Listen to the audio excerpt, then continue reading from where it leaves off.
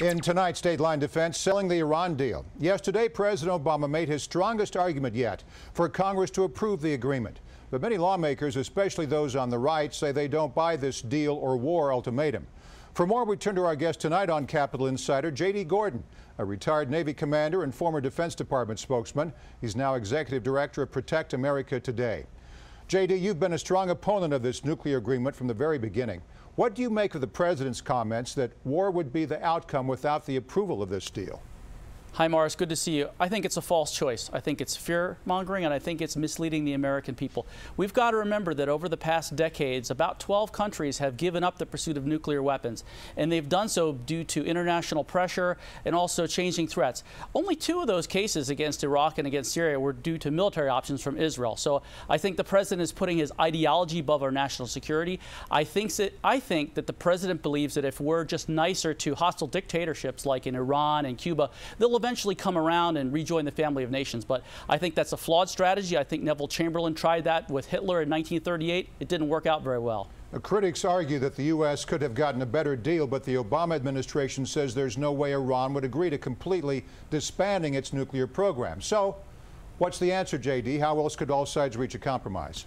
The better deal would have been what the Obama administration tried to start with, which was making sure that Iran couldn't enrich uranium and making sure we had robust inspections. We have neither right now. The Obama administration caved in with the P5+1. Any country that can enrich uranium can make nuclear weapons. So I think it's very important to keep up international sanctions and to make sure that Iran understands that we have the upper hand. You know, Morris, the U.S. and the EU spend about $1 trillion annually on defense budgets. Iran spends about $10 billion. So we're economic and military giants compared to Iran, yet Iran is pushing us around because we have these cowardly lion-type leaders in the White House and in European capitals, unfortunately. All right, let's talk about politics. Tonight, the top 10 Republican candidates are in their first debate.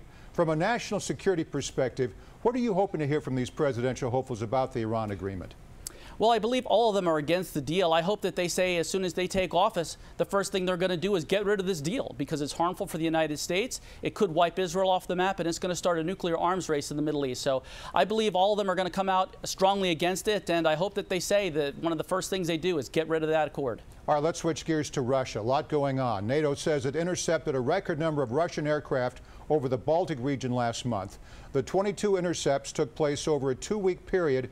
Then earlier, U.S. fighter jets were scrambled as 2 Russian planes flew within 10 miles of the California coast. And then late word this evening, J.D., that Russia has reportedly launched a sophisticated cyber attack against the Pentagon's Joint Staff Unclassified Email System, which has been shut down and taken offline for nearly 2 weeks. This happened sometime around July 25th. What is Vladimir Putin up to? I think Vladimir Putin's acting also like the Iranians are, out of weakness, but since they are weak with internal challenges as far as their economies and just trying to maintain a grip on power, they act very aggressively. That's why they do it. I think that Putin is trying to scare the United States. He's trying to scare NATO. He's doing a pretty good job of it as well. He's scared all his neighbors. He wants to make sure that Russia can be a superpower again. I think the Iranian government, like Russia, also wants to be a superpower.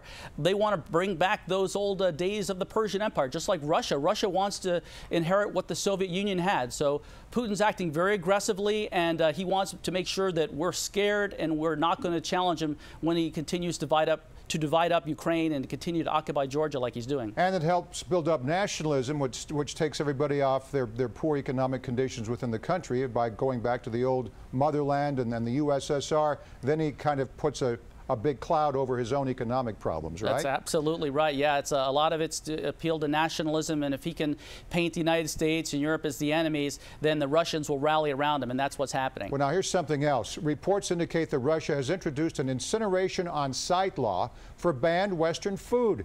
The country is already suffering from crippling sanctions and the recession that I talked about. What's the point of this new law? It could further inflame Putin's critics, couldn't it?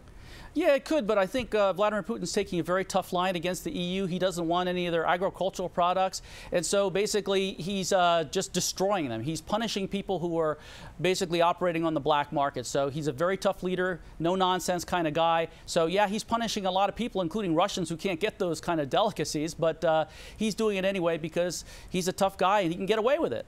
And the hacking incident of the latest in all of these stories. Good to have you on board. J.D. Gordon, Executive Director of Protect America Today.